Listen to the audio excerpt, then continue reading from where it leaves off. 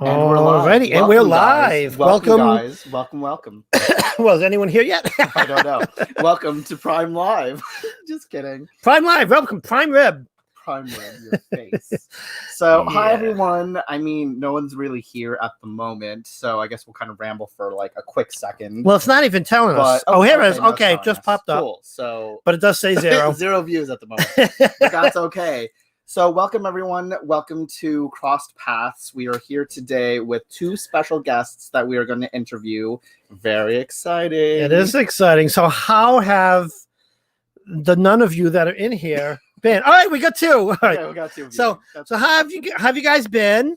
You all hunkered down, taking care to not get the nasty germs that are out there. Right. Hope you guys are taking good care of yourselves. Stay away from people, social distance. See, this is a good enough social distance. That camera is a good 6 feet away from me, so you're not going to get it. Just stay away from the speakers because the mic's kind of close. And, hold on, because there ain't no fuss when I'm riding the bus. So hold on a second.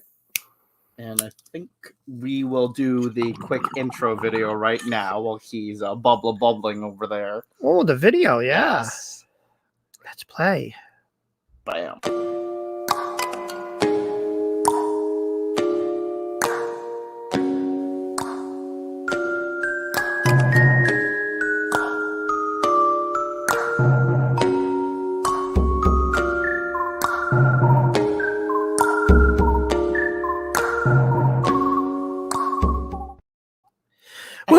We're back. Hi, all right. Rory. Hi, Katie. Yay, people are starting to filter in. That is a good sign. That's a good sign. So, should we bring in the special guest? Should we bring him in yet? Yes. How many people are in here? All right, well, let's bring him in. Yeah, we'll special guest time. Party started. Special guest time.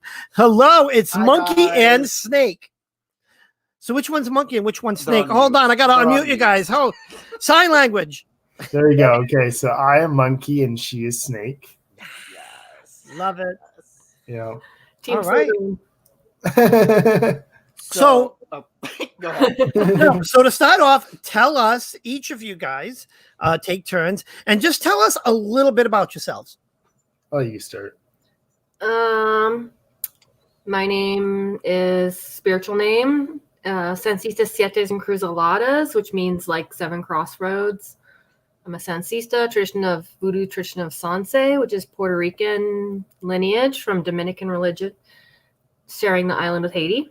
And I do seance tradition, Victorian tradition, initiated in 2013. And I do some Lukumi stuff, which is more his tradition, Santeria. And yeah, neo-pagan since probably my early 20s, 42 now. I have a background in healthcare, and I'm a writer. I don't know what else to say. That's awesome. That's good. So I guess I'll start with my initiatory name, which is part of Lukumi, which is known as Santeria. It's called Baba Oloju, which basically translates to the eyes of Obatala. So with that being said, I've been crowned for about 2 years, and I think almost like 6 months now. And besides doing all the Santeria stuff, I have some indigenous background, so I did take some workshops to do some shamanic work as my ancestral spirits told me to do that. I was called maybe 4 years ago or so, but I knew I had the calling to work with Hecate. And then she came strongly through a guided meditation. But I know we're not talking about that today. But I'm pretty much interested in everything that is spiritual, occult, especially the African traditions I mainly try to focus on. And I also practice the Spiritismo, which is kind of like the Allan Kardec, European, Victorian style with the Seance African tradition. seance tradition as well. That's awesome. Really Wow, cool. that's well-rounded. Well, you basically already just answered the first question that we were going to ask, which was, what do you practice? Well, no, I mean, well, you can say, let's put it this way. What's your main practice that you're working on now? Mm-hmm. And how long have you been practicing? I'll let you start. Well, Espiritismo, like our seance tradition, is fairly common to several religions. So that's why we have that in common. Mhm. And it's more dealing with your dead, your ancestors that are viewed as foundational. So that's very almost, I wouldn't say every day, but very, very important. And then Sansei, that's my priesthood. But if for my life personally, I'm focusing more on the Lukumi side of things for my own destiny, just for your own self, because you're going to have some things you keep for yourself, and then you have some things that you use as a bridge to the community. Because I'm not a priest in that yet. I need that for my own life. And very, very interesting. Yeah, I mean, I think the same way. Just as far as like just pieces of my spirituality. There are some things I do for others, like divination, reading tarot, Right. or Reiki, stuff like that. But there's those aspects of it that I really keep for do for myself healing, and that, meditation, journeying, stuff like that. That is for me, very interesting. Do you have a question? Oh no. Read a question. Oh no, because Bree only went. Do you mean like what we do, like in terms of like our religion, or do you mean like Oh, not anything. Just current practices? anything, just in the spirituality. Both. I guess maybe I'll go. Well, we're kind of remote right now. Like we live way up in Canada, but I have ran like a group in the States before, and all our parent temples that we come from, they're in New York and Florida. So it's kind of hard to practice by community, but we do have our shrines here, and we take care of our spirits. And sometimes we run like our type of seances that we do here. It's not exactly the same as classic spiritism because it has different elements, but that, and I just privately do services for clients, or when I need to, is something we keep separate, like the religion, the Loas, Orisha, or whatever. We keep those sort of like deity level spirits in one practice, and then we deal with the dead more like separately in another practice. Yeah, no, that makes sense. That makes sense. I like, even with myself, I keep, the what I call the religious aspect, and that's the deity, Jesus, the Greco-Romans. That's on that side, but practicing magic and stuff like that, like the divination and all that stuff, that's more of with here, from here, not from here. You know what I'm saying? You know what I'm saying? So, Monkey, what about you? Well, for me, I always seem to try to balance everything out. And it seems like it's always the Santeria which is a Lukumi, with the Spiritismo, the seance stuff, that seems to overtake everything, even though I want to balance everything out with other things. It just always seems to happen because like we have like our weekly stuff that we do every single Monday. If we don't do it on a Monday, it's usually a Tuesday or a Wednesday or whenever we can get to it, and we take care of the Orisha. And, things can come up with even the Orisha speaking to us about the dead. And then we have to do things like elevating our spirits and our spiritual core ancestors and stuff like that.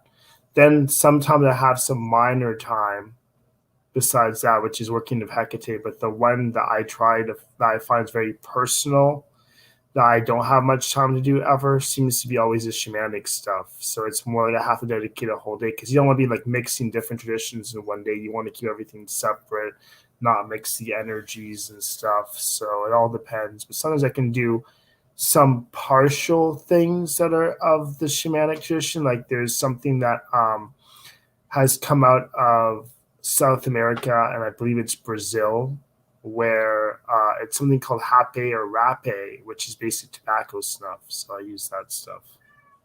Cool. That's really cool. That's really, really cool. So we have a couple comments. We have a couple of Canadians in here. Yeah. Yes. So what part of Canada? Laurie's in Manitoba. We're in Alberta currently right now, in Edmonton, but all my family's from BC. So we're Mountain Time / Pacific. Yeah. That's awesome. I have been to Toronto. Yeah, it's like Ontario. It's like New York area. We're like Washington, Idaho, more area. Yeah. Yeah. That's pretty cool. That's really cool. Yeah. Thanks for having us. Oh, no problem. Glad that you guys are here. absolutely. All right, so we got some what questions. made you both want to go down the spiritual path that you're on now? Like, what inspired Maybe you you? want to go on your spiritual path. Why do I want to go down the spiritual path? Yeah. Or these spiritual paths? Well, as most people have, the general story is you didn't want to choose this, it kind of chose you. And in the end of everything, it's very destiny based. So Yeah. I guess the next thing would be, are you trying to ask me like my kind of story, why I delved into everything, like what was my fascination with all of this? Yeah. Everything? It's like a calling, right? You're Right, called. it's a calling, definitely a calling, because Yeah. I'd say when I was probably around like 12 or maybe even younger, I kind of felt like all that Catholicism and everything was not really my kind of thing. I kind of felt like, you know, why are we persecuting the pagans in this if they're kind of like older and more ancient than what is in Catholicism and Christianity, Presently, anyway. Yeah, absolutely. Right? And you know, I think I had very much so a fear of delving into that kind of stuff, of having an actual mentor or apprentice. So I never like read any books or anything like that. But you know, push came to shove, and I was about 15 years old, and I had no beknowns to myself or anybody else that I was actually a medium, right?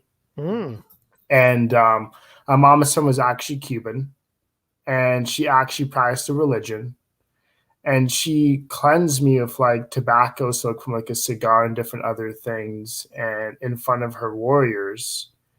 And pretty much she was saying like the problem that your son is having is not like a mental problem or a physical problem. It's like he's being harassed by spirits, basically. And she said, oh, you have to bring your son down to Cuba and have him be cleansed and cured by a Santero priest, you know. So mom makes this like crazy journey going down from age like 15 to probably like almost, I'd say 17, 18, 19, basically. Like we went there like 4 times at least, right? And you know, in the beginning, there's some things that are not really like kosher with like Western thought. And I was gonna try to make this short anyways. Basically, like fast forward into it, I see like all this beauty, all this kind of like music and dancing and aestheticism. And I did a lot of studying from like 15 to the age of like 21. And then from the age of 21, I got involved with actual ceremony, basically. And that's started my path and journey with that. Because you're only second generation Canadian. Your mom's Peruvian, right? Yeah, it's my mom's Peruvian. So, yeah. There's a lot more of that. Canadian A. There's a lot more of that. Say A up there? Peruvian. There's a lot more of that indigenous and African influence in South America than like variety up here in Canada. So I was never exposed to that at a young age, but you were more exposed to that at a younger age. Yeah, but I think you still learned and studied and probably more in your lifetime than I have, you know. Just like yeah. So you were Catholic at a young age. Yeah, but I never really resonated with that. You know what I'm saying? We went to church every single Sunday, but it just did not feel. Yeah. You know. Me too. I was, you know, I'm Italian and was raised Roman Catholic. Me too. That just did not fit. Italian too in me, you know. So you're part Italian too, Wiz? You're part Italian? Oh, I'm pretty much. I am. Wait a minute. What am I? I am 7/8 Italian and 1/8 Irish. Yeah, you're part Irish. I got a little bit of Irish in there. That's why I like the ring. So before we move on to Snake, one question, because you mentioned like ancestors and stuff like that. Have you and spirit? Have you ever done spirit work, like contacting spirits, ghost hunting, or you know, I hate the term ghost hunting, but I'd say we have something called like a bovada, which I think is probably going to get ahead to other questions. But anyways, it's the spiritism aspect of using glasses of water, on a white tablecloth and certain other things too. And I actually had this set up at the age of 15, had it on and off set up and taken down with my moving situations and stuff, right, throughout my life. Yeah. So, yeah, I've kind of had contact with them. I've had even to the point that when I started doing all that stuff, I was able to have the sight to see spirits. I don't really have the sight so much anymore, except like mainly my third eye that I can see them, right? And I would get things like Archangel Michael coming to me and speaking to me like all hours of the day and night, and I'd be like, dude, will you just be quiet? I need to sleep or something, you know? It's crazy, you know? Like, the noisy spirits, yes. yeah. So I had some of that, you know. I had a lot of the good ones, the bad ones coming and stuff like that too, giving me messages. But I thought it was a lot more of the bad ones trying to attack me and cause problems and stuff. And in the beginning, I think it's fairly common. Yeah, sounds very familiar. I mean, if you've seen any of my, either my astral travel video or anything, I mentioned how I've had night terrors growing up, and it was, not to get into that whole thing, but it ended up being along those lines. So Snake, what made you go down your spiritual path? Grew up Catholic, went to Catholic high school, something that I was more forced to do. And I've had now I'm like more full circle with the understanding, the deeper understanding underlying. There's always information for the outside and then the inside of understanding of things, right? So I'm a lot more comfortable with all that now, but I was harassed by ghosts basically as a child, and I started seeing what I thought was maybe Loas start to come around, and I was only 21, and the big earthquake in Haiti happened. I'm like, how is this ever going to happen for me?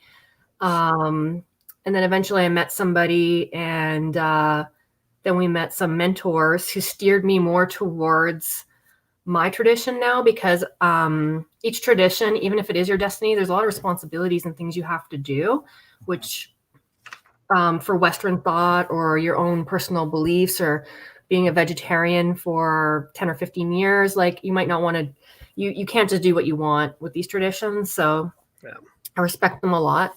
I respect the spirits a lot. So he said, because you're a medium as well, because I used to have bad possessions, things like that. You should do this tradition, the seance African tradition. You should do this for your own protection. So I never had any help growing up with this type of thing. So I went into that when I was like 30, 33, something around there. And just finding out later, like parts of your ancestry, just really kind of, and I knew there's just always something more out there. Like I always have like really psychic dreams. I'm like, this can't be nothing. So I wanted to know more like the truth of everything and where I'm supposed to be. And one of our traditions, it reads your destiny, like kind of like, it's very geomantic, like where you're born and what traditions in these African traditions you should be, to what level, what spirits you should receive. You don't just say, I like this person because they're pretty. I like the spirit because they're powerful. You're given whoever you're supposed to work with, who is around you, stuff like that. So it just seemed to me like I tried to do Reconstructionism and stuff like that, and it never really worked for me, because a lot was really lost. And these African traditions have done a beautiful job of preserving something living. Like it's not anything that ever was completely lost. And so for me, I felt a lot more connected to my dead coming through this sort of platform, to get me to venerate them, to get me to use my abilities, because we believe our abilities are given to us by God for humanity's evolution and our own spiritual evolution as a person, to work on ourselves. Yeah, they're gifts. Yeah, it's a gift. And you can turn that curse in the beginning into a blessing, really. And so I really missed more the spiritual communication aspect of it, because it's like doing folk magic or neo-paganism before, like, okay, my magic works, whatever, but why is no one talking to me? Like, the spirits who I really felt were close to me would only talk to me like once a year, once every 2 years. And that wasn't really enough for me. I want that more like constant communication. And I only really get that through my tradition now. So, and I really felt like I developed very quickly. And we talked, the dead come all the time. So Yeah, we do work with spirits because it's a seance tradition, right? And we have our spirit guides, we have our ancestors, and then we have our higher spirits. So it's like spirits around us all the time, whether or not we see them or hear them. So that's why I did it. It was mainly for the communication and for the protection, and just because I felt a draw. I felt like a real draw towards these traditions, and I didn't know why. So it comes out. Oh, you're supposed to do this. You're supposed to, it's not just an attraction. Like I want to do this. You find out why and what you're supposed to do. So yeah, you're called. You're called. Yeah. But it's a very concrete, like that's what I love, which we're going to touch on a bit later. That's what I really love about Ifa and the Santeria tradition. They have an oracle. It's geomantic, and you'll get very specific answers. It's not just psychism with tarot. Like I think I'm seeing this, which is beautiful with spiritism. That's what's going to help you develop and be a powerhouse. But the divination system is very, very, very concrete, and you don't get that with a lot of paths, and you don't get that even in voodoo like you do in Ifa and Santeria. So that's what I really like about that tradition. Yeah, that's awesome. Wow, that's really awesome. So I know within voodoo, there's several different branches of voodoo. What's the difference between them? Because I know a lot of the time when voodoo is brought up, a lot of people think that it's like one big religion, right? But it's actually broken up into different forms, and a lot of people get mixed up between them. So like, how do you differentiate between the different forms? First of all, Jezebel, I have to disagree with you a little bit. Like some of the stories are still there, but they're not all, because nothing was ever really written down in most indigenous faiths. It was all oral traditions, and anything that was preserved was mostly preserved by Christians, and also anthropologists, people just studying the culture from outside. So, like if you look at Scottish, there's Irish Scots, there's not a lot out there. Irish is a bit more written down, but if you look at like the Battle of Cooley about the cattle raid and stealing cattle, like what does that mean to you? It's not really applicable, and there's not an exact system of steps, like or exact system of rules, like still intact. We don't have that. Like I think Hellenism is really making an effort at Reconstructionism, rather than like a personal gnosis. So that's the difference between a living tradition that has never an unbroken family lineage or an unbroken priesthood at a specific location where ancestors are continually buried into the dirt, and that's the shrine that's not movable. It's a completely different idea. So what were we talking about? Oh yeah, different voodoo, different lineages of voodoo. Okay, so when people think of voodoo, they think of New Orleans voodoo or Haitian voodoo, right? Yep. And most of the posts and most of the information that you see out there is usually to do with something that looks more like hoodoo, that they would say like is New Orleans voodoo, or it's all a Sogwe lineage out of Haiti that people call Haitian voodoo, because even in Haiti there are actual several different lineages, but everyone seems to look at that as like the standard. But there are actually very many lineages or paths that are slightly different branches, you could say, or roads off the same tree that share the same roots. Yeah, it's similar to the different branches of Christianity, right? You've got you've got Baptist, you've got Catholic, you've got Unitarian, you've got United Church of Christ. It's all the same thing, just kind of right. They all have their own kind of, I wouldn't say really outlook at it, but like modes of preservation, because like in Africa, you have voodoo.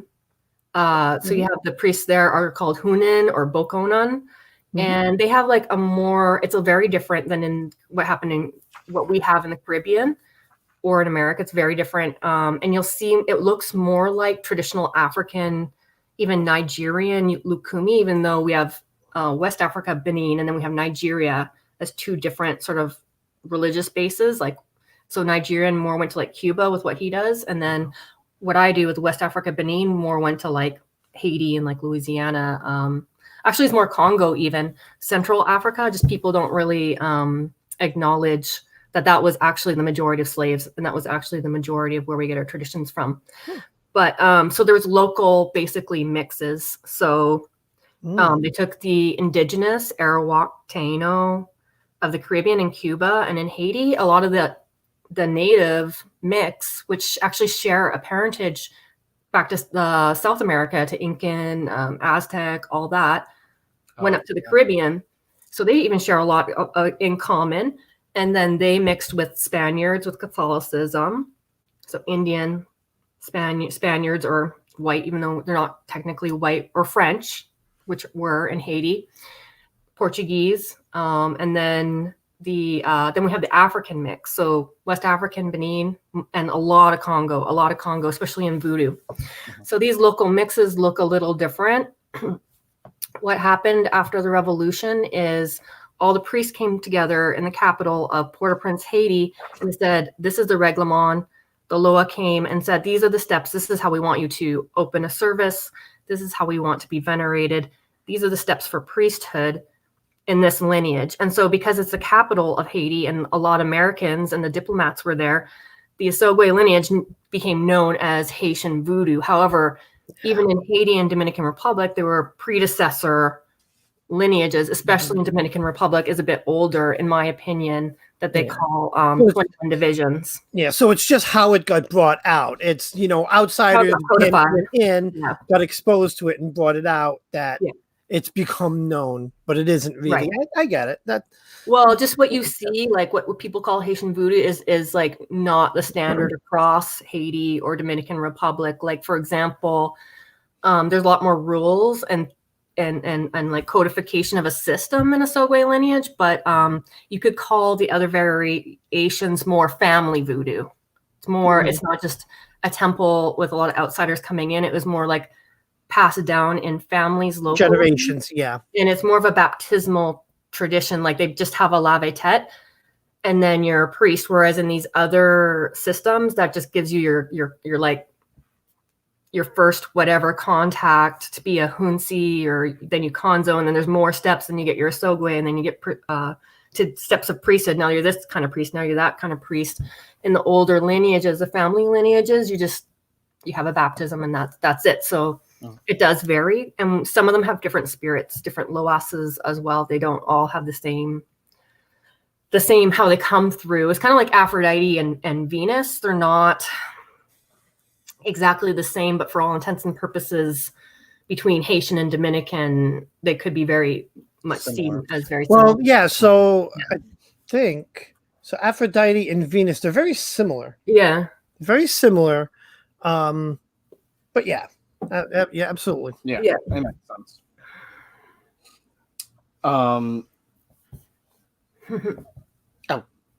Oh, well, which question? Okay, you want me to read it? Yeah.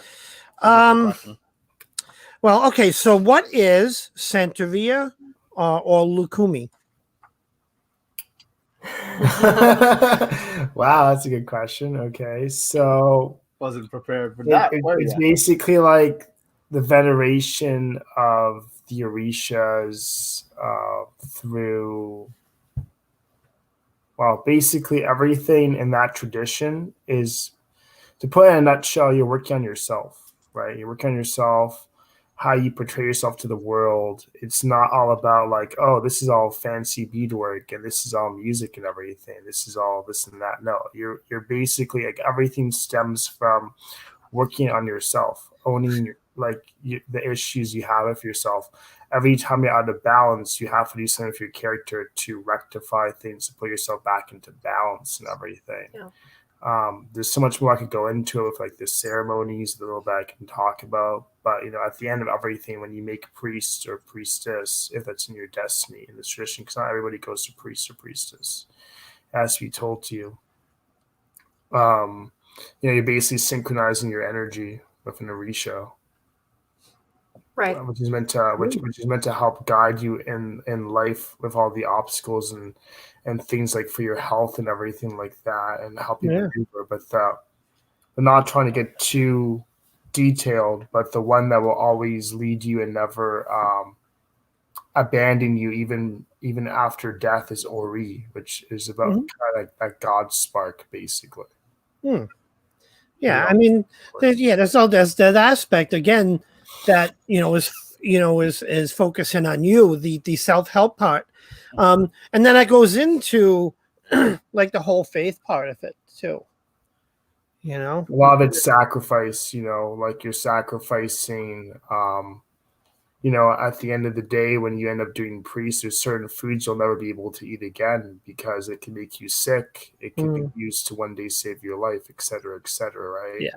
Certain colored clothing might only be able to be used at certain points in times when it comes to like war or something like that, or for health. And there's always an explanation behind why everything is done. Like, there's no like, I'm just doing this just because. Like, something will just follow kind of like the tradition, don't ask questions, but there's always a answer behind every little thing we do, every motion we do, of course, you know. So it's kind of like everything happens for a reason, right? At the end of the day, yeah, everything happens for a reason.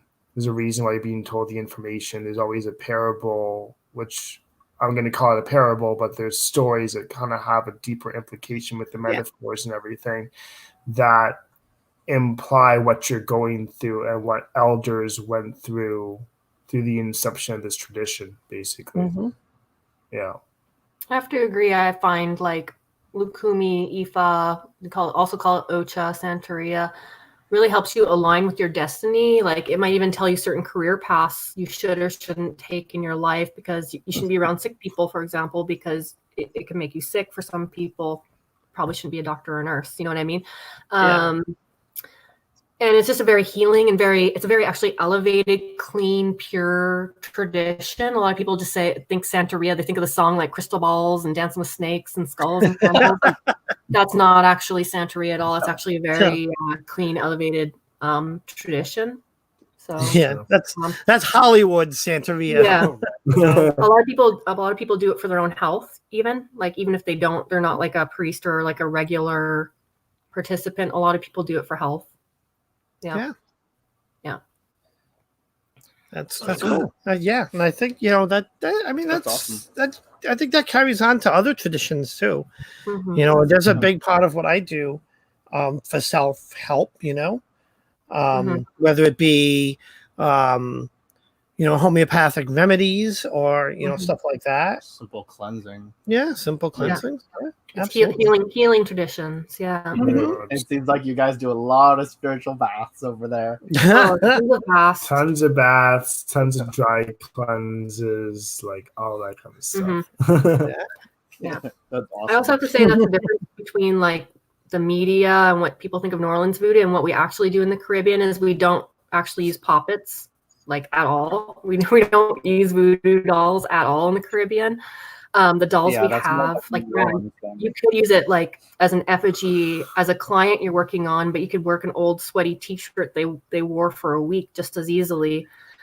And our dolls actually have spirits in them. So if you see a bottle with a doll head or something, there's probably a spirit of the dead in there. Other than that, the bottles are just used for libations, like for alcohol offerings and stuff like that. So a lot of Caribbean like voodoo, what we actually do is I don't think people really know what we really do. Yeah. Well, that's it. It's the misconception that Hollywood puts on, and I think that goes across to the board for many esoteric spirituality. Yeah. Right, like which is they're not Satan. And they're not stirring the bubbling cauldron. They don't have warts on their nose. You know, I'm a wizard. I don't run down the street, swish and flick, and I don't hop on my broom and try to fly away. You know, because that would kind of suck for me if I tried that. So metaphoric. It's just the fantasized aspect of it that Hollywood fantasizes about. Yeah, it's metaphor. It's really metaphoric. Very metaphoric, yeah. Right. Yeah. Whereas voodoo and spiritualism, that's why spiritualism is a base for a lot of these, is because that's what helps you develop your abilities, like your psychism. Because we view psychics as like you're mentally using an ability, but spiritism requires the presence of a spirit, basically. So it's spirit work. But it has develop our abilities, Yeah. Because, when you're working with a spirit, you're basically calling on that spirit, to communicate with you. Whereas, psychic and stuff like that is a little bit different.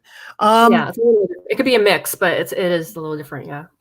So have either of you ever done any dream work like astral travel or shamanic journeying?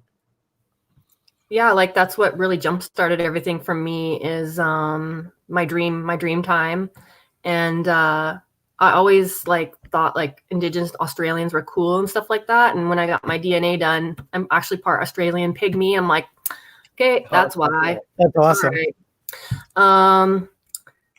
So yeah, I have developed it over time. That's more just like self-development outside of the tradition, because a lot of things are complementary that you can add to our tradition that aren't actually that's not actually in our tradition. But dreaming is viewed as like almost like a practice for death, or like a state of like your spirit is looser to like go around and visit the ancestors. Like a voodoo priest actually wrote a book called Nandlo, which Creole means underwater, and she's talking about shape shifting, being able to see witches that can shape shift, and which is mostly an astral thing. It's mostly changing the shape of your astral body. It's not me poof into a dog right now where you can see me. A lot of it again is metaphorical. Sure. For being your energy body being malleable or changeable, and about going under the waters to visit the dead and going into the dream realm and stuff. So it is a big part of what we call connaissance or knowings. We just have like a lot of the communication in voodoo is psychic. We don't actually, again, have a set oracle like they do in Lukumi. We do use, it's up to the priest. We do use tarot cards, but it's very psychic dreams and stuff like that. We don't have a set oracle. So definitely, That's awesome. Yeah, that's very similar to, so I believe, because I never thought of astral travel as practicing death. I've always viewed it as traveling in the other realms, whether it be in this time or in the past or in the future, or different realities. It's just so vast out there. Yeah, I've done some shamanic journeying again because of the workshops I was doing for like the Indigenous stuff. So that stuff and that practice. And I've done some dream walking before as well, but I haven't done it in a long while, pretty much. But I'm very much so that I can dream a dream, and I can, if I want to, and I set myself to do it, I can turn it into a lucid dream and then take control of the dream and do what I have to do. But yeah, I think there's a difference between lucid dreaming and astral projection, because I think you can journey or astral project while you're awake, but dream states can. Are we still? I don't see them. Yeah. We can still. Okay, there you are. We can still. No, like you can meditate and fall asleep, right? And then Oh my God, I was going to say something. So lucid dreaming, for me, the way I understand it, or perceive it, maybe, are stages of dreaming. So, I think of it as your awake state here, right? Or say awake state here. Then you go down into like, there's a period where it's lucid dreaming before you go into sleep. And an offshoot of that is astral travel. You control yourself in that space. And then you astral travel. If you go too far down, you're falling asleep. You hit light sleep, deep sleep. But it's like that controlling piece. That's the way I visualize it. That's interesting, because I always thought it was when you're astral, obviously you're sending your own spirit out. But lucid dreaming, I always thought you were aware of your own dream during lucid dreaming. That is, and then that's when you're out of control, that's how it is. When you're lucid dreaming, you're aware of your surroundings and you're dreaming at the same time. It's like emerging. And that's like at that stage there, and you take control of it, and you kind of go a little deeper towards sleep, and then you astral travel. And you direct your will more, like after you are aware you're lucid, okay, now what am I going to do? And I think that's when it can become more of a projection, because you're harnessing it. You're harnessing it in a way. But I think a lot of people make a difference between awake, asleep, supernatural, our waking world, and I feel like it's a very thin like overlay. So Yes. that's why meditation or journeying or sleeping. There's a very thin line. similar. Very thin line. Yeah. I was going to say, I think there's different stages of astral projection because I can pretty much do it only to the point of like working with like crystals and stuff and gaining certain territories and areas, basically. So I'm a better dreamer. Yeah, well, I mean, and, you know, astral travel. Yeah, I mean, even for me, it started as getting up, looking at my body, and that's it. And then as you do it more and more, and you know, practice it, basically, you'll go further. And just try. Yeah, we can do a show about it. Yeah, good. I mean, yeah, the best thing to do is journal your dreams, do a dream journal so you remember your dreams, and then try to, you know, when you get to that point of astral travel, try to remember what's going on, and just go a little further away from your body each time. And you'll find you'll be outside your house or outside your room, outside your house. It'll come. Yeah, without getting too much into it, it's a fascinating subject. We should do a whole. We should do a whole show on that. Right. We are. That's it. Right. So moving on with some of these questions because we still have a lot to cover in a short amount of time. But is Santeria and Voodoo considered like a closed practice? I would say yes. You answer for you. Oh, for me. Okay, yeah. For Santeria. For Santeria, I would say definitely because it's like all the ceremonies are completely hush-hush unless somebody's gone through it with you at some point in time or separately in a different ELA house. Like basically it's like if you have that ceremony and somebody else has that ceremony, you can participate in that ceremony or talk about it, basically. You know, everything else is there's some things that can be talked about very minorly, but it's not the meat and bones of the practice, you know. Makes sense. Like books are okay, but most of them are written by non-initiates or they can't say certain things. So you can't really, you have to read, you have to learn. It's not a do-it-yourself solitary tradition. You have to have mentors or godparents. Yeah. So it's still an oral. It's still very much an oral. Right. But yeah, there's like in books you can get that high aspect of it, but really you're not getting the details because that's kind of under wraps. Yeah. I think Santeria is open to anybody that wants to go for help. Like they're not going to turn anybody down. If you want to try to save your life, you're sick, you have.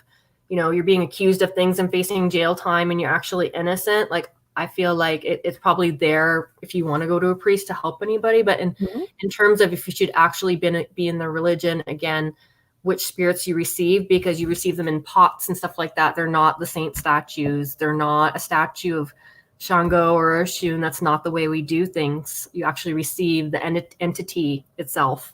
You don't just make it, bless it, or make it. It's actually passed down from someone who has it to give it to you. You know what I mean? You have to have it. Is it a physical representation? It's a physical. There's a physical. It's a that physical has to be given down.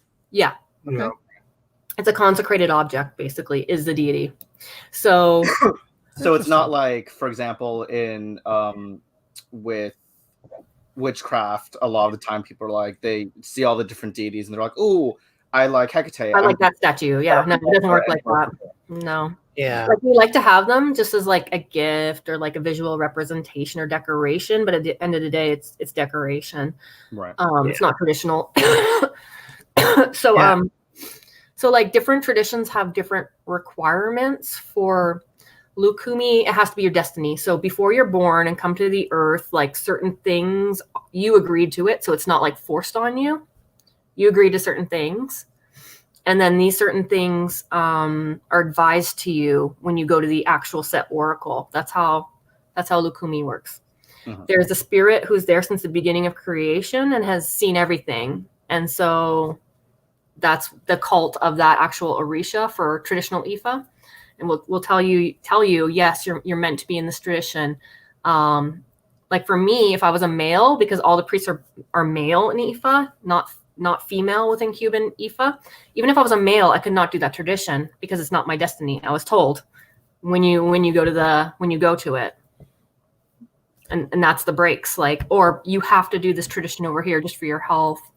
Even though it's one tradition that can't speak on every tradition that's sort of sovereign, it can point you again towards like, hey, Philip, to like what you're supposed to be doing. And then like a different even ATR called Palo out of Cuba, which is more like necromantic and it's more Congo. Interesting. It's a way more secret society, typically male, very macho, and they have certain requirements, gender roles. Some things males can do, some things only females can do, some things that only straight people can do. You cannot do if you're gay, and it goes back to there's some Christian influence and changing of things. Yeah.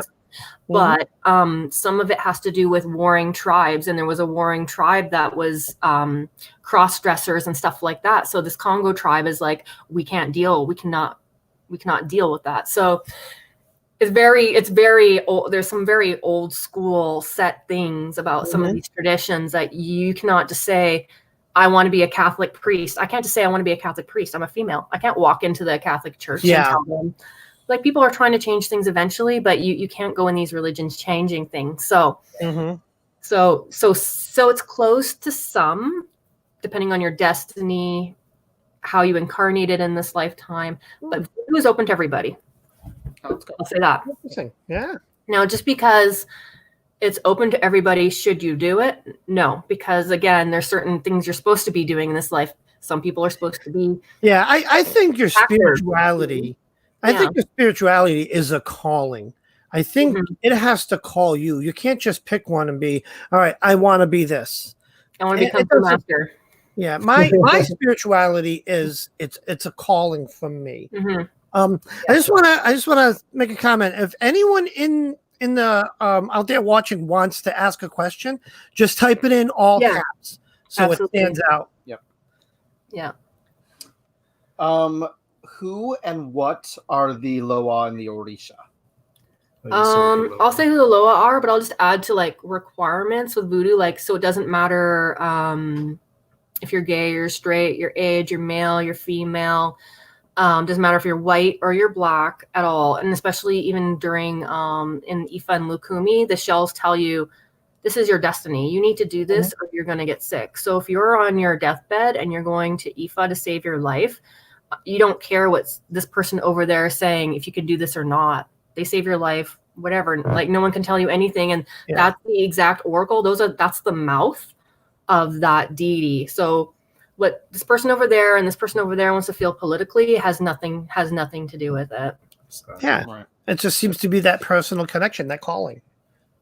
It's your spirit. It's your own soul that's like in charge, basically. So what's a Loa? Sometimes they're deified ancestors, although not always. And so just because of your skin color, you can't say, oh, voodoo is in my blood. These are my spirits, because Africa's a huge continent. There's so many different tribes. There's so many different traditions. There's Congo religion. There's South Africa with the Zulu and Xhosa shamans.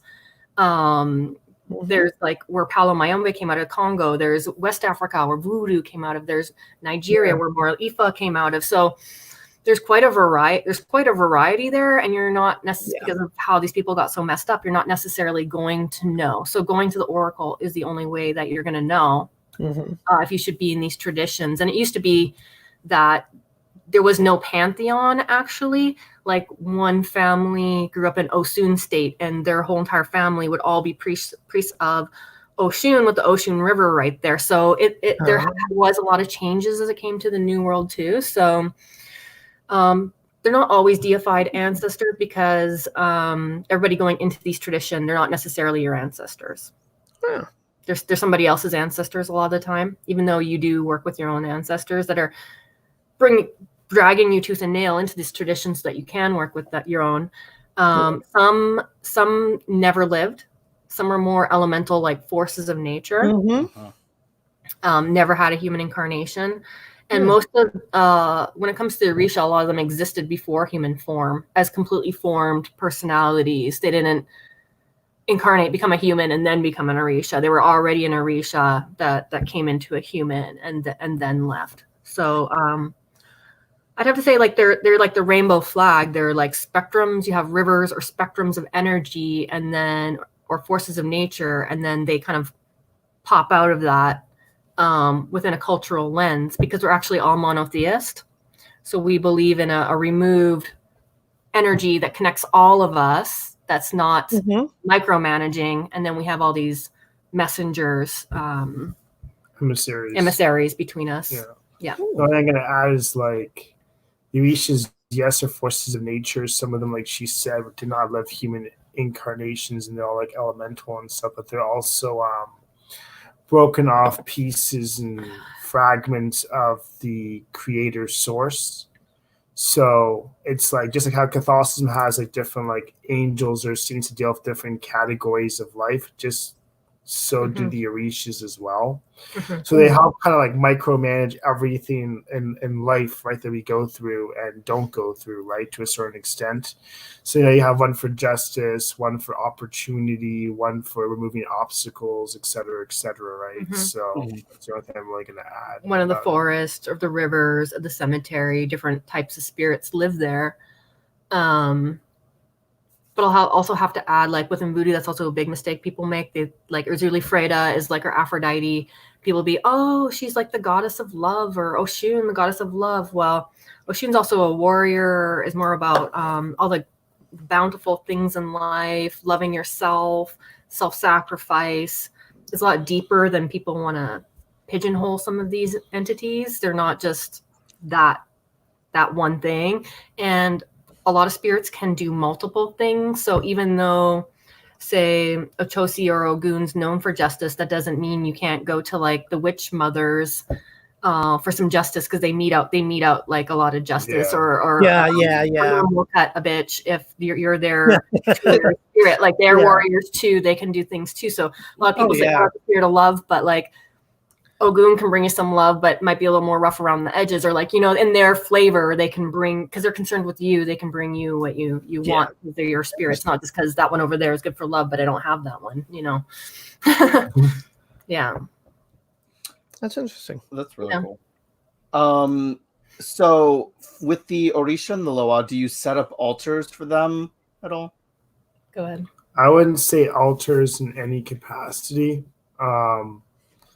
Because it's not like you're setting up something that you didn't receive, right? So basically, when you receive these physical entities, they're like, I don't want to call them deities, but they kind of quasi like that, but not really. Some are placed in certain places of your home, right? Like you put your warriors behind your front door. You put the other Orishas after you get crowned and move forward in the tradition in certain places. So once you get crowned, you receive about, I'd say, 5 to 7 or 5 to 9 Orisha. And those all go into a hutch, right? Some of them live on top of something that's like, how would I describe it? It's like a wooden pedestal, basically. And we call that a pylon. And the ones that go on that are the fire type Orishas, which are like Chango, Agayu, for example. So, interesting. They're more shrines than what someone I think would think of a working altar or an actual homemade altar. It's different because it's an actual entity there. People like even our white table that we use for our ancestors and stuff. It's more for them than for what we want on it. So it's completely dictated by them. I mean, I guess there's some nuances. Like it's more of like a telephone. It's more of a technology in that the white table is more for your cleanliness and your development and your communication and your ancestors and your guides. And then we keep separately like a voodoo altar. But I received my head pot. Like that's also seen in some lineages. And so I keep it there. So the spirit is more fused with your head, with your consciousness, just like he was talking to about. When you become a priest, we call it being crowned, because it's easier also to mount the spirit that way in transpossession and stuff like that. So I keep my head pot there. And so in that way, it's more of a shrine. But again, voodoo is more spiritual in terms of rules and psychism and all that. So It has to set up a certain way. It seems very, very structured. Like His tradition is, but then again, Very structured. his is, which is a lot of rules. It's actually called Regla de Ocha, which means rules of the saints. So his tradition is rules. Voodoo, we have a certain structure, but after that, you're free. It's much more spiritualism. Yeah. So that's how I believe. You know, the basics. There is basic principles, Right? but it's whatever I'm called to do, whichever deity is calling to me to work with. That's what I'm doing, and it's you know, it's very fluid. There's no rules. There's no initiation. It's just what comes from your deities, your God, your own inner spirit. You know, spiritualism, the seance tradition is for everybody. Can help everybody develop. A lot of people say there's no even initiation into that. I was crowned the dead, so my own guide and everything like that symbolically during seances. But a lot of people say that doesn't exist because your dead are always with you. They're in you. They're in your blood. You can't run away from them. So that's not needed. But spiritualism, like working that, is for everybody. It can really help solidify like a lot of things for me. I help I like things organized. Like it really helped give me something to hold on to. Yeah. So it shapes your life a little bit, right?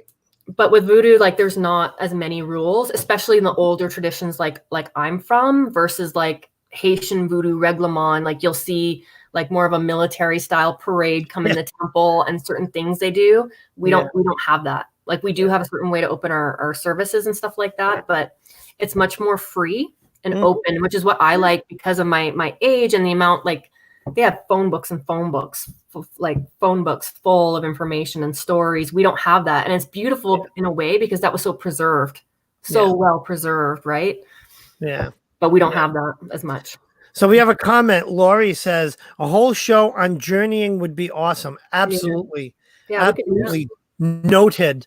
Definitely. But the question about altars. Yeah. So I recommend definitely a mentor because again, you can't really pick and choose your spirits in this tradition. Like Legba's pretty kindly. He's very patient. But even then things can get a little tricky, and then even dealing with the dead and the Baron and stuff can get a little dangerous. So mentorship is so important in voodoo that you don't have to be a priest, but definitely mentorship, so you can start discovering how to safely and who your spirits are and like the real deal in that one lineage of what the spirit actually tends to like, that you can bounce off of your experiences off of. And it's kind of like a shelter of safety more, because these are very fiery, more volatile energies at sometimes too, I have to say.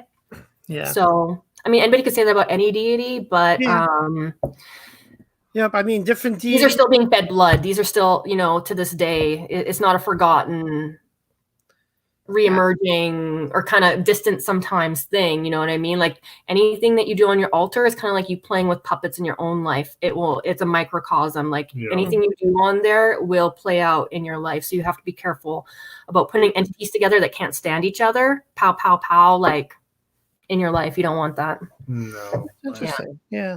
Yeah. I mean, I can say my altar is a lot more loosey goosey. I have Jesus standing next to Persephone. I mean, but you know what? The energy I get from here is positive. Who knew? It's always good. Hey, Jesus went to hell after he died, supposedly, in some Gnostic stories. There you go. Yeah. Probably shares that with Persephone. Excuse me. So do you feel that voodoo and Santeria are very similar to each other, or are they more like completely separate practices? They share some similarities, but they're completely different religions. And that's why if you ever see a priest talking about Orisha and Loa and and even in Africa, they don't really use saints. They might use Hindu spirits like Ganesh to represent Legba, for example. So if someone's like really talking about like a huge mix of stuff, you kind of have to raise your red flags, because I'm not an Orisha priest. I've received Orisha. I received these entities and I've gone through some ceremonies, but I can't speak on any authority on that tradition. So they're definitely separate.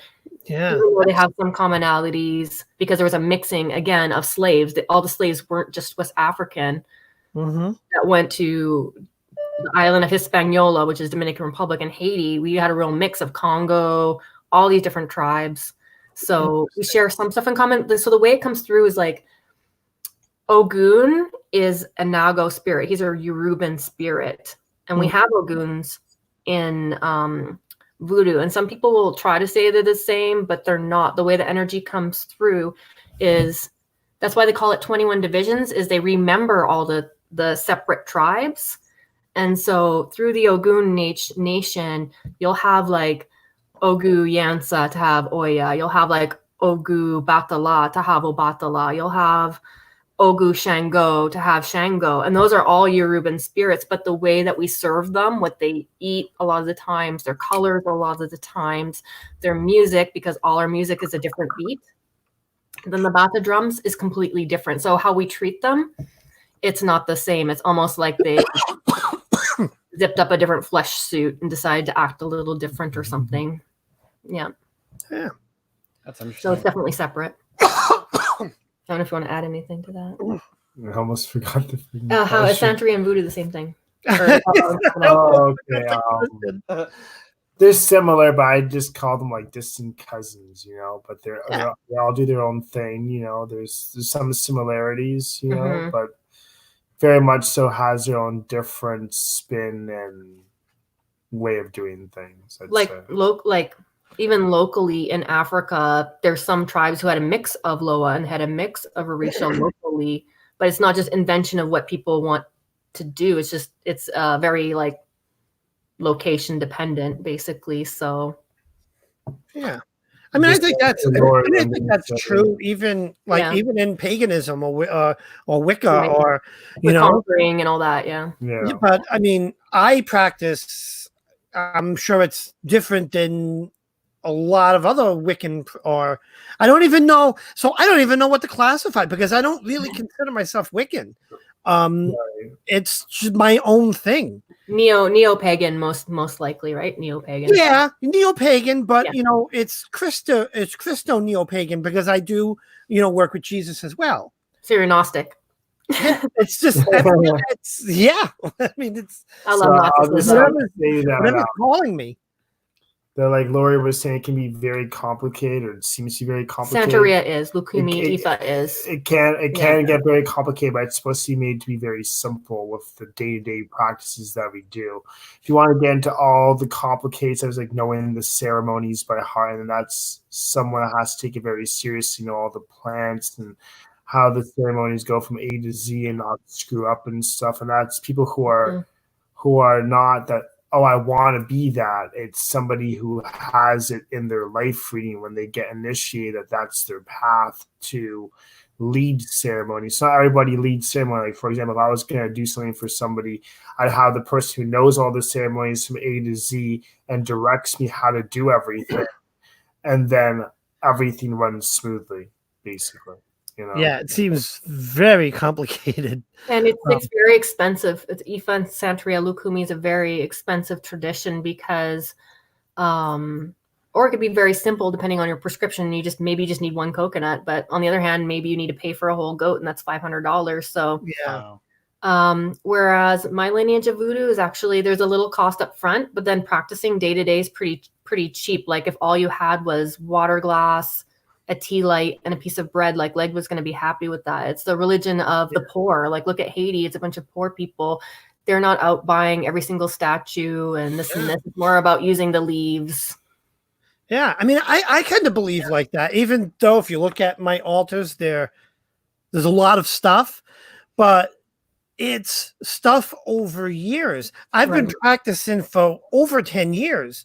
I spend very little on my spirituality, very, very little in the grand scheme of things. There'll be a big, I'll buy a big crystal here. I'll buy a statue, but we're talking not even once a month. And for the most part, the the only things I'm spending on is consumer like candles, incense. Those are Very cheap. yeah, a lot of money. It goes to candles for sure. One thing I learned the most, which is really good advice, is like don't be spell spamming and using up all your materials. Like wait it out a little bit, a week or 2 weeks, a month. Yes. And, you know what I'm saying is then if you do like an everyday candle type of thing, depending what it is, some things you need to do for that kind of stuff so things don't get stagnant. But the other things you can wait on, you know. So then you can conserve your materials and your costs and stuff. If all you have is a water glass and a white candle and pray, like that's more often powerful than a bunch of stuff in our tradition. And like because it's a tradition of nature, if you want, say, to talk to Oshun, you could go to the river and buying a piece of petrochemical and a plastic and putting on a particle board table is not that's not the energy of the force of nature. So under mentorship, they you know, there's things not as a priest that you can do. It's just not just whatever you read about or whatever you feel like doing. And a lot of the offerings are also prescribed. So using the oracle, the geomantic system, it'll say, you know, Shango wants or Arula wants mashed up yam with like honey and this, and that's the offering. Oh, I could go for a mashed up yam. Yeah, for something very specific, like for your health or for your money. He wants this amount of roosters or this yam. It's not because you read online like, oh, Arula likes strawberries. It's like, he's not asking for strawberries for your health. So everything's marked in that it's like a prescription. Like a doctor and a prescription. It's not just offerings. Like you can, and they do hear you from the heart, but that's not really, again, practicing. And that's why a lot of priests are just, you know, when they see just willy-nilly, that's not really the religion. I kind of change it up. Like most nights I'll light some incense or, you know, some sage, something like that. Maybe once a week or once a month I'll do a big, you know, break out all the candles, you know, the more ritualistic stuff. But yeah, I tend to agree with that. It's kind of space it out, you know, don't magically burn yourself out. Yeah. So, Lori, if you have any questions, like we're free to, if you have any like very even basic like beginner questions, we don't mind answering. It's not as complicated to start as you think. And a lot of people want to run before they walk in these traditions. Everybody has to have an ancestor altar to begin. Even think about doing voodoo or think about doing Santeria, you have to have an ancestor altar. All right. So here's my question. Yeah. I am a complete noob. And I want to start. On day one, what do I do? Day one, you need to learn how to set up an ancestor altar. I agree. Yeah. That's it. Just one altar, ancestral altar. Yep. Just for the ancestors with a white tablecloth, because we believe that black is a darker, denser energy and of like this world. And like of Saturn correspondences and stuff like that. And a lot of people think, oh, Saturn, death energy, ancestors. No. These are elevated ancestors. They're not just the dead hanging around Earth. So what would a typical ancestral altar have on it? Well, through a spiritismo, you'll see cups of water, and that's kind of like a crystal ball, but it's also like a portal. White candles, white flowers, and then just depends on who your guides are and stuff like that. You might see dolls, you might see black dolls, you might see Indians, you might see witch spirits. We have witch dolls, we have nun dolls, some people have clown dolls. Just depends on what your spirit actually but it doesn't have to be crazy. It could be very simple. Very simple and very clean. Is the more decluttered your communication, your mentalism is going to be with them. If you have a bunch of stuff everywhere and it especially kept dirty, that's a big no-no in our tradition. It must be kept immaculately clean. All right, so what is this? It says talk about Palo. What's Palo? Because I don't know what Palo is. Do you want to? Because I'm a talker. It's the Afro-Cuban Hey! She was briefly talking earlier about what was she saying?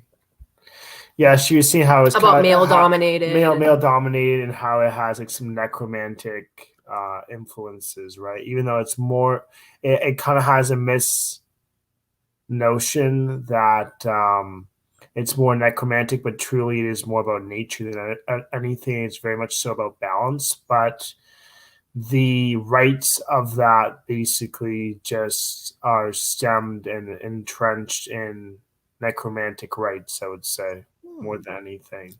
And there's I'm not going much in detail, but I mean there's some serious things about like pact making and having to be sure that things are being done correctly, because like if things are not done correctly, like they were not done correctly for me, you have that kind of stamped onto your spiritual body matrix for like ever, for life, right? So I went through that. I now cannot practice that like in any capacity anymore. So now does it originate from any particular area? Yeah, it comes from the Congo, and which Congo, Democratic Republic of Congo, only happened in like, I don't know, late 1800s. Mm-hmm. So it wasn't actually like a place, but in general, Central Africa. Okay, in that Congo area. tribe. Whereas I'm West Africa, he's Nigeria, Paolo would be Congo, but the majority of slaves that came to the New World were actually Congo. It's true. And most of the Congo slaves went to South America. Most of the slaves actually went to South America, to like Brazil. It was like over 30-something% of all slaves actually went there. We think America, but no. So they're very necromantic. They're closer to what you would see with like Zulu, Xhosa shamans in South America. It's more closer to that with the ancestors. They deal a lot with skulls, bones, human bone powder. They have a necromantic pot, like a witch's cauldron. Oh, that's cool. Yeah, they deal with sticks a lot, sticks of trees. They grind them down on a cheese grater and use a lot of powders from the tree sticks. I know it's very much witchcraft. If you think of witchcraft, it's very witchy. It's very witchy, but it's a necromantic religion that went to Cuba.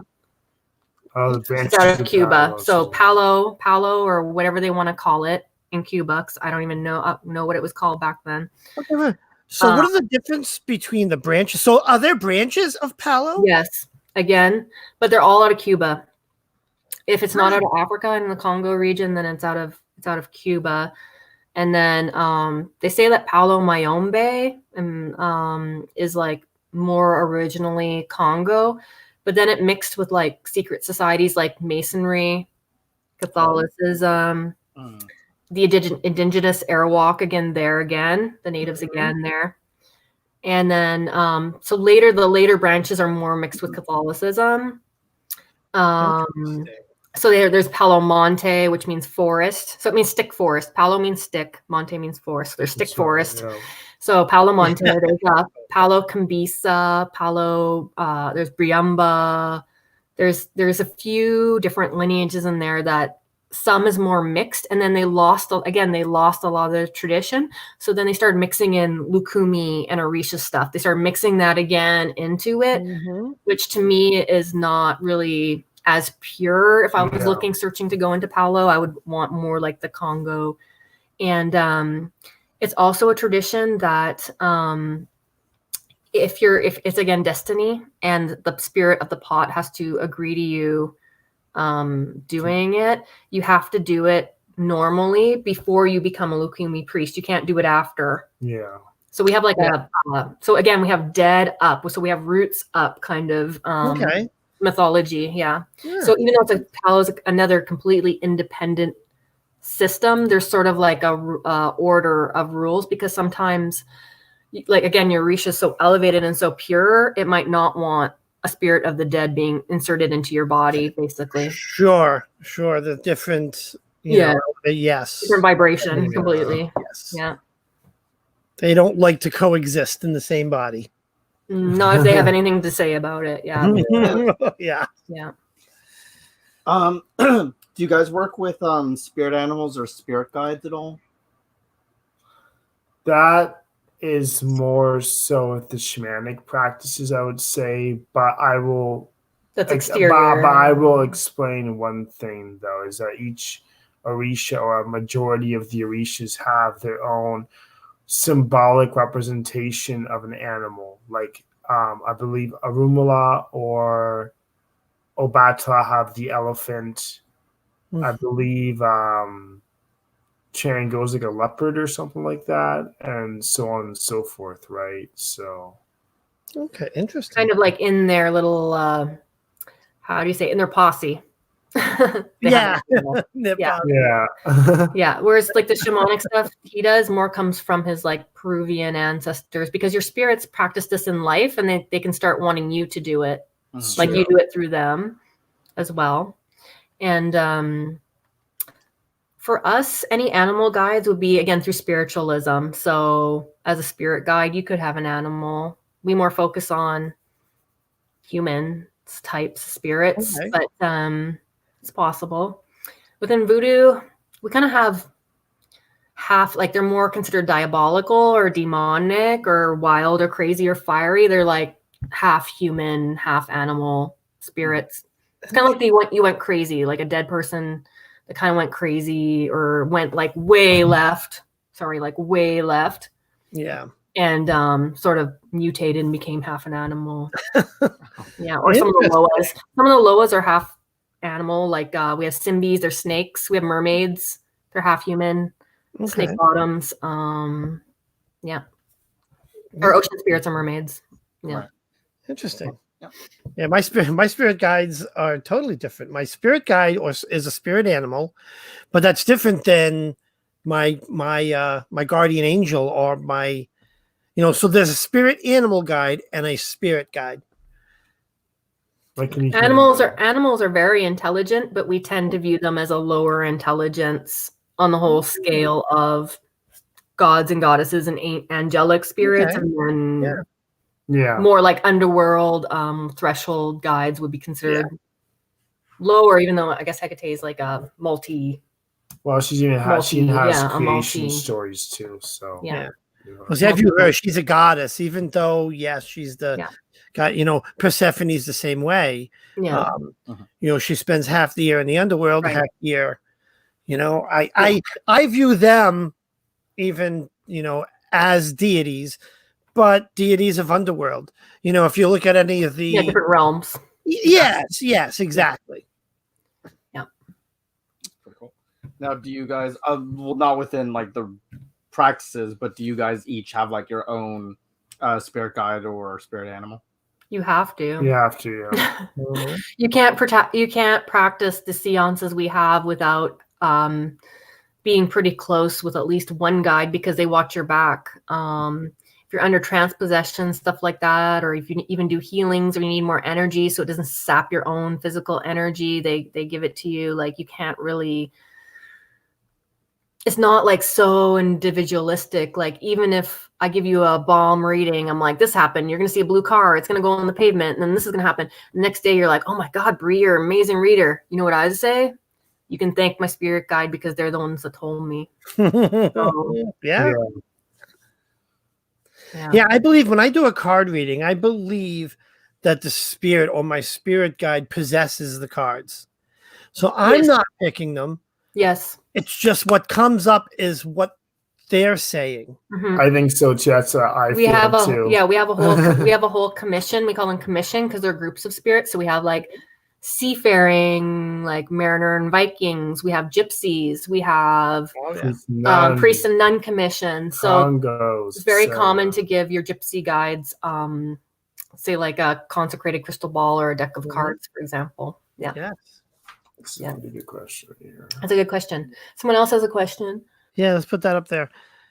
In I'm going to butcher, which means spiritism or spiritualism. Some guides might have their own traditions in magic. How do you navigate that intersection and work with it without? This kind of dovetails into what I'm saying earlier. Like as a non-priest, it doesn't mean that you can't practice voodoo, but there should be some like mentorship there. And again, all these traditions you keep for yourself because you're not necessarily like a priest, because a priest is a bridge to the community. Right. So just because you have a Congo guide doesn't mean I'm a Polero now. I'm going to do Palo. I'm going to do Palo for everybody. And I'm going to start initiating people into Palo. It doesn't work like that. However, you can practice a lot of the folk magic from the Congo people, kind of like, actually that's the root of hoodoo, is Native American, and Congo is actually not voodoo. A lot of it's actually Congo and Senegalese and all that. So you can practice the folk magic, non-religious aspect of it with your guide, but you more do it for yourself or through your guide. You're not being a priest with that system. Basically, that's how we. Yeah, but now, can you practice the religious aspect to within yourself in your spirituality? You're just not passing it on. You can, but again, it's mentorship, because it's not just delusion what you feel like doing. But yeah, you can practice some aspects of it under mentorship for yourself only. Yes. Okay. Right. That's the problem we mainly have, is when people pass themselves off at priests. Like, I'll do a reading for what your Loa are and stuff like that. A priest should be doing that. That's not something that someone who practices voodoo should be doing. You know what I mean? In my opinion, as an initiated priest of a passed on lineage, right? Yeah. So there's limitations what you can do with these traditions as a non-priest, but yes, you can definitely practice as a non-priest, especially if it's meant for you, your destiny. Then you'll be under the tutelage of someone who can tell you how to properly and safely give an offering to so and so. Because there are consequences. It's not like, oh, they see your intention and it's from the heart. It doesn't always play that way with some of our spirits. Very interesting. Yeah. Very interesting. Yeah. See, I believe it's kind of the opposite. I believe the spirit is guiding me. You know, I call it, calling to me, and they just let me know. I can't explain. You can very well have a legitimate connection, but you're not going to know 100% unless you go through the oracle. Like in his tradition, like I'm a spiritualist. I get messages from the Orisha all the time. No doubt. But I'm not about to tell you, Oshun said this, Shango said that, or absolutely, or me act on it. Even like, for example, like I have an Eshu, which is an Elegua, and I got the sense that the spirit wants me to pour Coca-Cola on him. He's kind of like a child. He's kind of a childlike spirit, right? But that's not done in the tradition. It's not. I just had the sense like he wants this. So I got him, who has the oracle, to communicate with it. Do you want this? And it was like, yes, I want this. So you're right. You could be 100% right, but there's a certain amount of respect and not deluding yourself, because if you're an excellent medium, you're only going to be correct 80% of the time. And that's meant to keep you humble, because there's a lot of deluding spirits. Oh, of course. Yeah. And lying spirits who will come and say, yeah, I'll take that offering. They might even do 20% of what you're asking them. In the meantime, they're munching on your energy and causing all these problems. Yeah. I call them energy vampires. Right. Energy vampires can be living or, in the spirit world. They just, how was that? They just drain on you. I'm not applying our beliefs on other systems, but that's why the oracle exists, because these deities have said, this is the way I want to be contacted. Right. Mm-hmm. Not lost. And that's the difference, is this is the way we want to be called. So yeah. No, I mean, it's different. Yeah, different traditions have different ways. Absolutely. Quick question. So I know that the Orisha and the Loa are matched with the saints. In your traditions, do you have to work with the saints along with the Loa and the Orisha? Well, yes. In mine, I'd say you don't have to, but some people will always say, oh, Oshun is this saint and stuff. It's like, no. One's a statue. The other one's a vessel that you receive through ceremony. You know what I'm saying? So people have this whole notion of like, oh, I'm still Catholic and I'm a Santeria priest and stuff, which I think personally is ridiculous, because so like uses a cover-up back in the day to alleviate the persecution they had from their slave masters, right? Right. So now there's no point for that, right? But it doesn't mean that if you don't have Orisha, you can't work with the saint that has a syncretized was going to say category of something that it can do similar or the same type of thing. Just know that St. Anthony is not a legua, even though it was used as a mask because of the similarities. You know what I'm saying? So you're not actually contacting an actual Orisha. You're actually contacting a saint that's intertwined, because they had in their thought process and in their mental process and everything that when they were praying to St. Anthony, they're actually thinking in their head they were praying to a legua. You know what I'm saying? Like an alias to keep it hidden. Right. Yeah. Kind of like an alias, or what would you call that? Like not necessarily like a pen Like name. a front. Like a front, right? Like a pen name or something. Yeah, like a pen name. Yeah. Yeah, exactly. I mean, I think I read somewhere that it was, especially when it came over to the to America, like intentional. I thought you told me this, almost intentional, so that the outsider would just see it as you being Christian, where internally it's all hidden because they're using that alias. Correct. Yeah. It used to be like, now it's a lot more public. There's a lot more information out there, but still it used to be that you had to become Catholic before you could enter Lukumi or Santeria, at least. So it used to be you had to become a Catholic. But it's more open now. I'd say it's a part of it. I would kind of disagree a little bit that you can't divorce it, because it became such a melange of cultures and influence in the New World. But conversions happened in Africa. A lot of them were Christians before they ever came to the States to be whipped at the end of the whip. They were already Christians in Africa. Even a lot of conversions in Congo happened even before they came to America. In fact, at the end of slavery, because they died so frequently, I think 30 to 50% of them were straight from Africa. Right. So I will say in voodoo that it's definitely a part of it, because the saints themselves are viewed as equal footing or as Loa themselves. So like Saint Clare might be like Aizan the Loa, but Saint Clare is also a Loa in her own right. She's a power. So Loa just means like a spirit. It just means a power. So she's so we would, by that reasoning, you could call Hecate a Loa. Like we wouldn't, but because she's outside of our domain, but it's more of like a classification. And then I guess I would also say there's deeper meanings that the slaves then applied. Why it's not just willy-nilly, like, okay, we'll take Saint Barbara for Shango. It's like they saw it had a castle on there, and like they saw, or whatever, they saw a crown and they're like, oh well, he's a king, so we'll use this one. Like they very much, it's not just a front, they very much coded knowledge into like a map. And so for people that aren't really into Christianity, it's very hard for them to reconcile a lot of that, but it really needs to be done.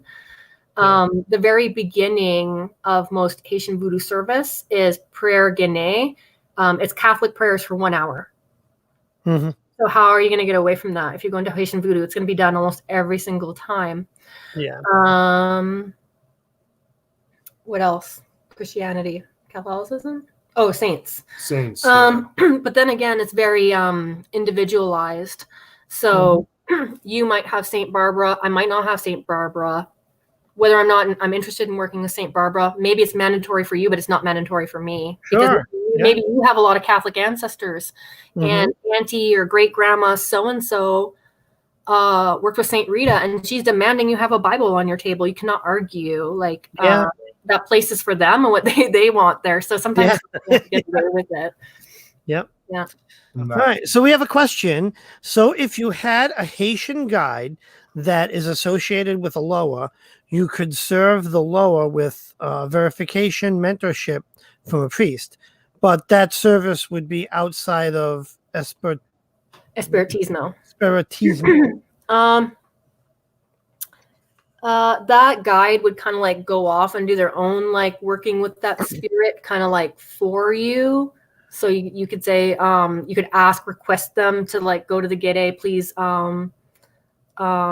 pray for me. We ask our spirits to pray for us.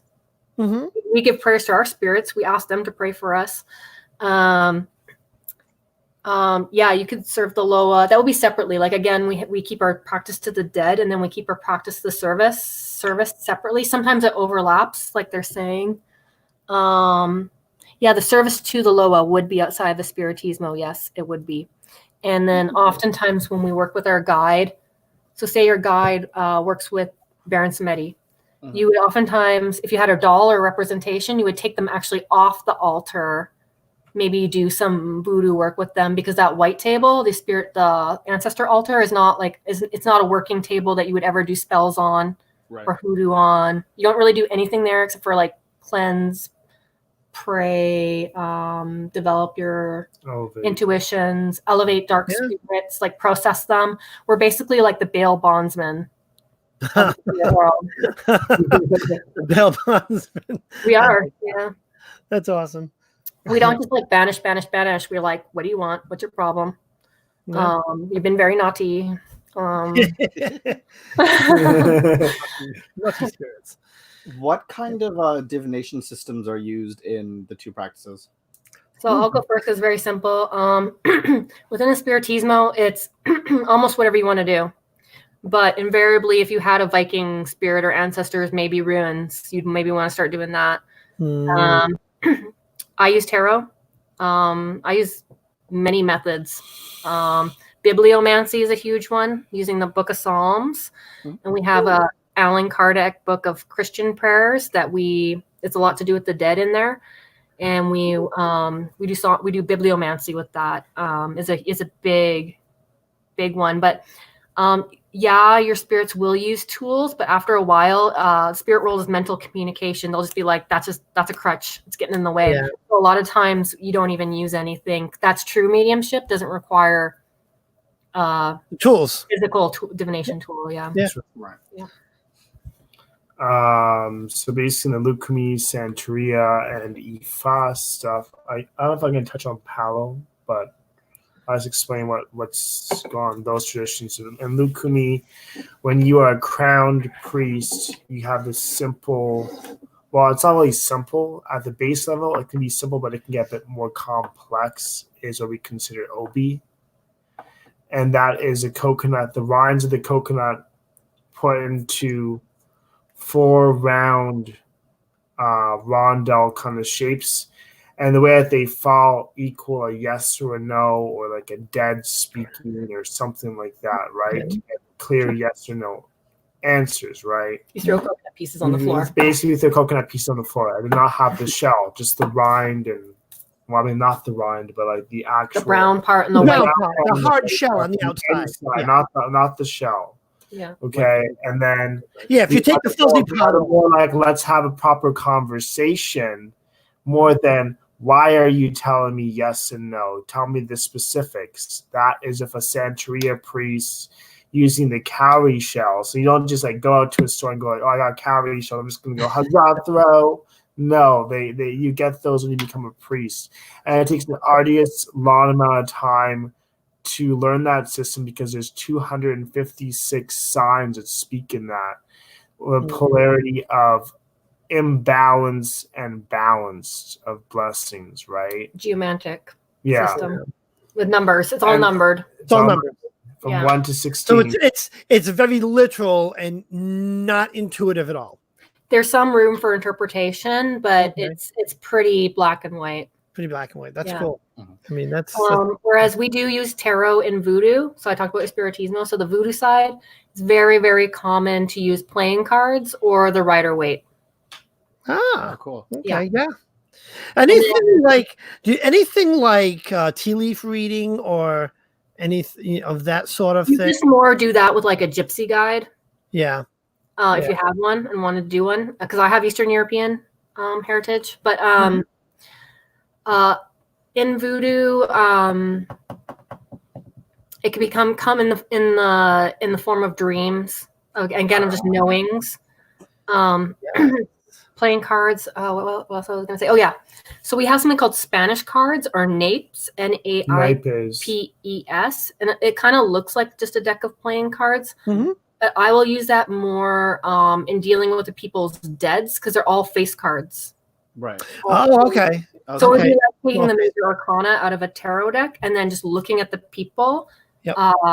Yeah, it's kind of like a deck of cards. I think they have that in there. Like, I don't really get studied it to the point of it's a fair-skinned woman of this age, but they do have those correspondences with the pips. Yep. Okay.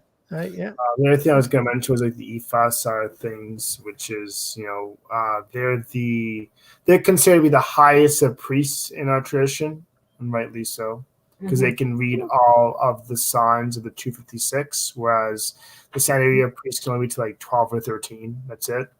Okay.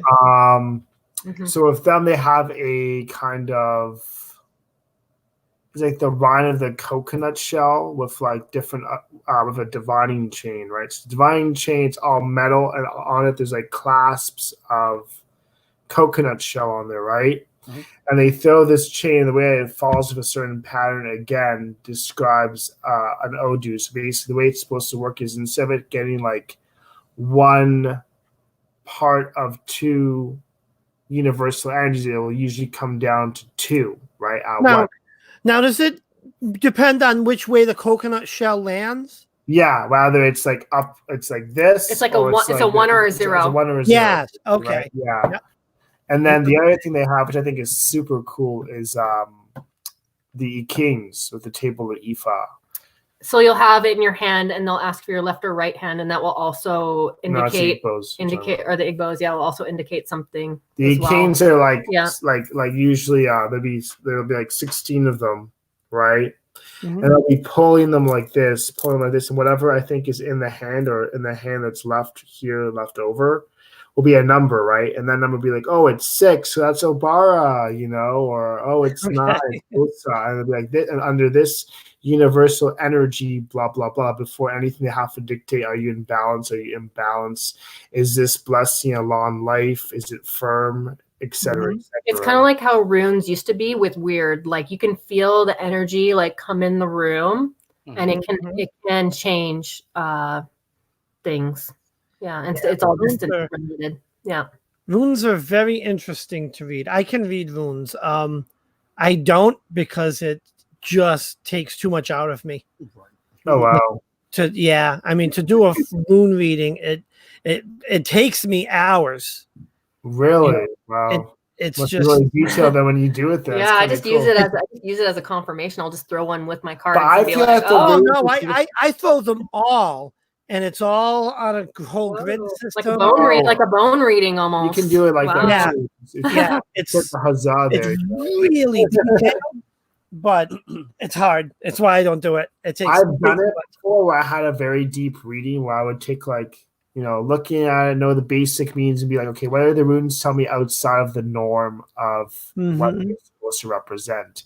And I've probably spent, like you said, a good hour or two doing that, and typing up like a whole typed up reading for somebody, on the questions that this is the advice for you. There's not just 256. It depends on the combination, like 8, 10, 1, 16. So don't you have like it's 16 times 16, which is 256. That's it. Okay.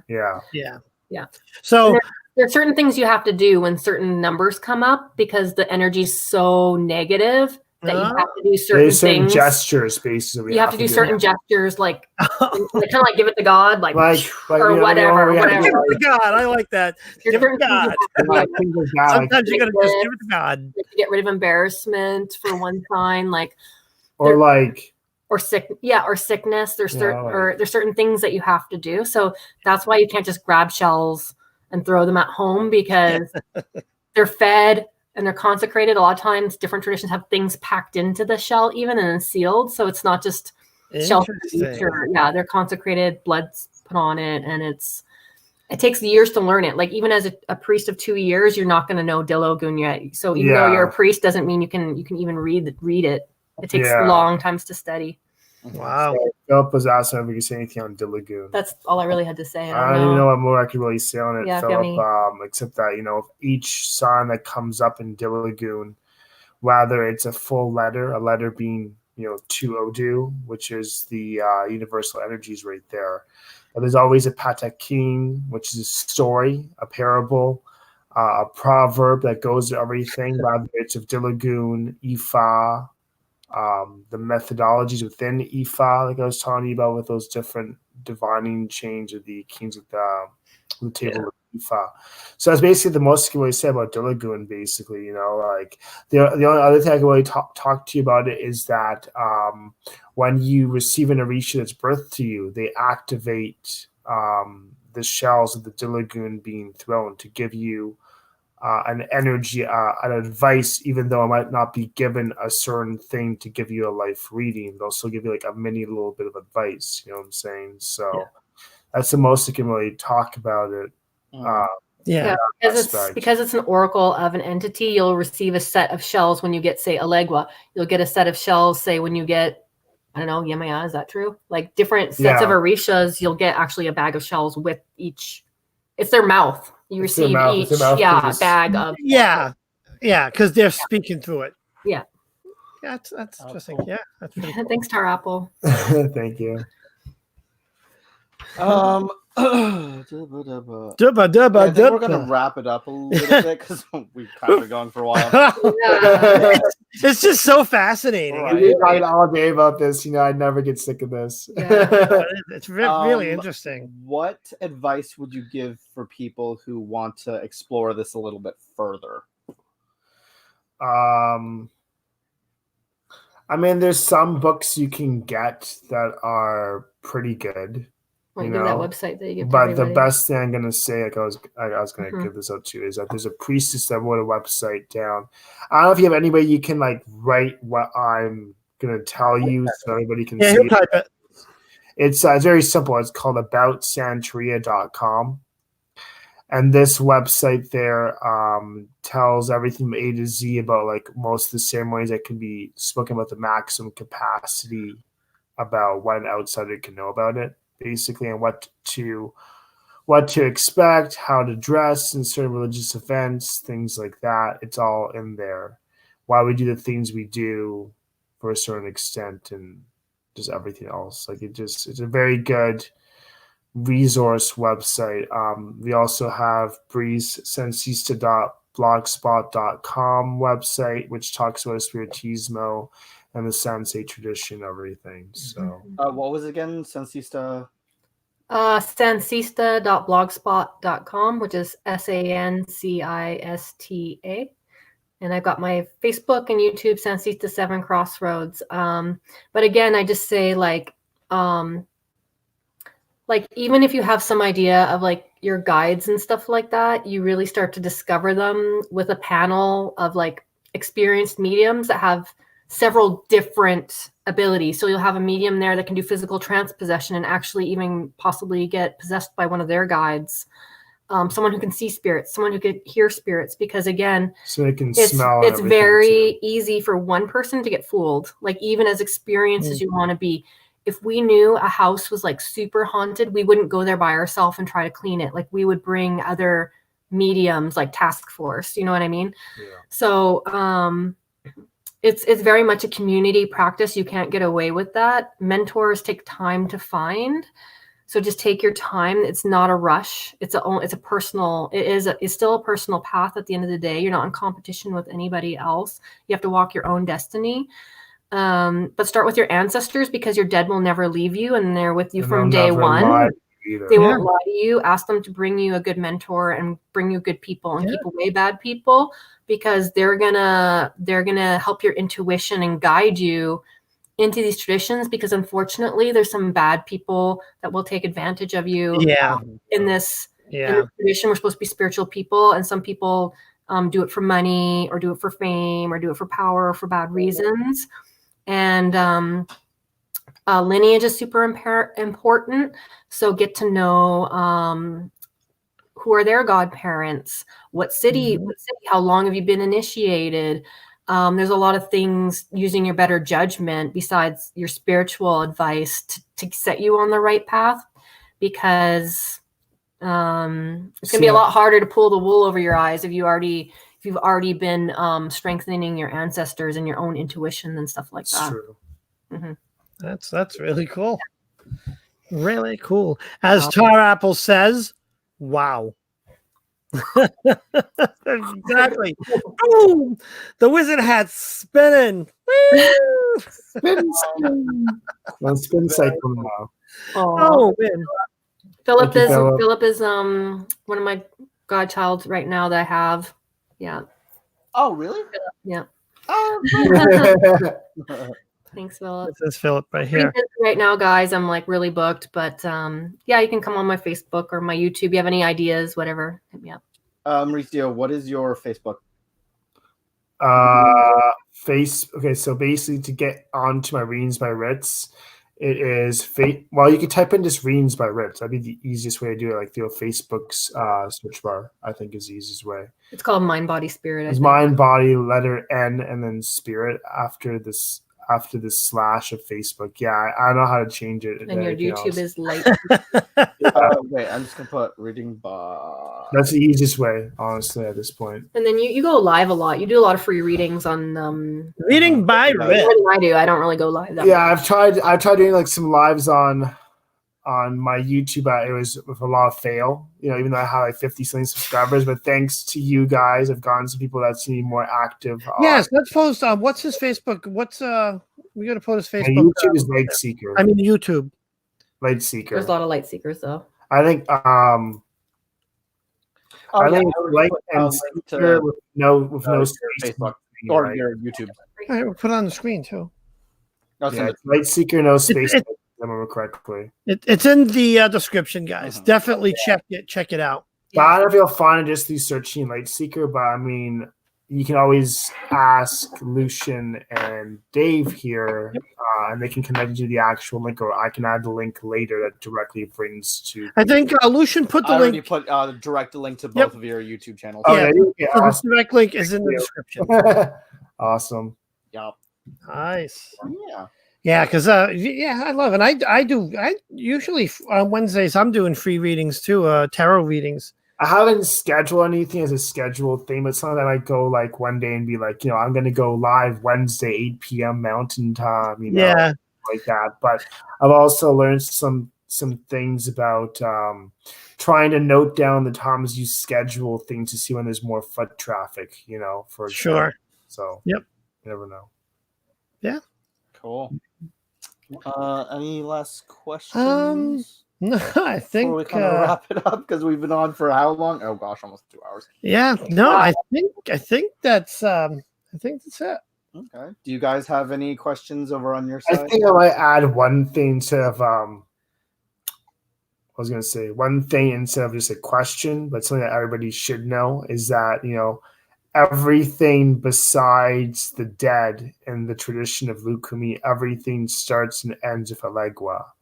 If Elegua is not appeased, things will not run smoothly because he is a gatekeeper, he is a road opener, et cetera, right? So he has to be tended to. He needs to be happy. He's the first one that eats, unless, it's getting a little bit more complicated, but unless somebody has a ceremony of the knife, then Ogun is the first one that's fed. Basically, that's the only exception. But generally, the rule is Elegua is the first one that gets Taken care of. taken care of, and he makes sure everything runs smoothly. And then there's certain situations that may happen. If the dead are not satisfied and appeased, they will mess up a ceremony, even for initiation and stuff. Wow. Believe that because it says the death birthed the Orisha, basically. But No dead, no Orisha. no dad, basically. no Orisha, basically. Right? Yeah. So, yeah. They're very important. They will pop up even when you throw Obi. They'll say, "Yo, Dead's here. Start elevating us. Start tending to us. Why are you going to Orisha all the time?" Like they'll do that. They will do that. Yeah. So there are definitely certain steps and things you have to do in order. It's like a lot of people want to skip it and say, "Oh, well, I don't feel an affinity to Elegua. I don't see Elegua in my dreams. I don't want to work with Elegua. I just want to work with Oshun because she's like pretty goddess over there." It doesn't work like that. it does not. But then again, that's a misunderstanding of also voodoo and Loasas. Everyone thinks without Legba, you cannot go to any other spirit, and that's incorrect. You don't need to go. He doesn't have anything really to do with the dead. You don't need to go to him before you go to your ancestors. So there's a lot of very that's what I was gonna say. You can go directly to the Loa, directly to your ancestors. Well, no, that's not what I'm saying. What I'm saying is a lot of people put it out there like a legwa, that legba has to be, you have to go to him first before you go to other orisha. But that's not always true. That's not always true. We have certain other like chiefs or like openers to other spirits. So it's not all the information that's put out there is not publicly, is not like, there's nuances. It's not entirely true unless you're actually connected or practicing it. Yeah, it's not. Yeah. Cool. Yeah. All right, I guess we're gonna close. All right, I guess we're gonna wrap this up. All right, thanks guys. Thanks everybody for your comments and questions. Yeah, thanks for joining us tonight. Yeah. Yeah. It was awesome to have you guys on. Yeah. And don't forget. You know, I think I should interview you guys sometimes. Like maybe interview Lucian, because there was a guy on YouTube doing videos about his Santeria journey from being a beginner, and I haven't even done that yet for my beginning inroads and stuff like that. As a beginning person, it's pretty eye-opening as well for other people. Yeah. Right. Yeah. It is. So I should do that sometime. You should. Teach the ways of the StreamYard. Yes, teach us how to StreamYard. That's it. Oh yeah, StreamYard is actually fairly simple once you kind of get the. Oh yeah, it's good stuff. Awesome.